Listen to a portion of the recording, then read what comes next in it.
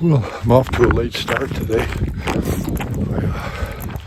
I had an accident at the sheet last night and took a fall and thought I hurt myself pretty bad, but feeling better today and back on the trail. We're going to La Harite, I think it is called. 22 kilometers. I'm off to a late start. It's 9:30, so I'll be arriving late. But yeah, my original plan was to go to the hospital this morning, but I called it off. I hit the ground pretty hard last night, but here we go.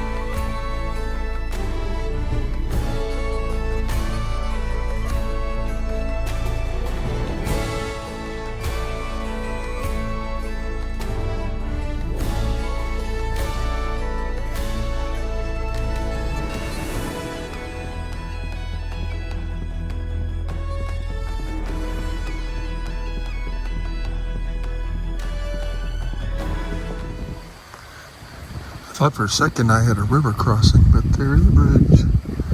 Here we go.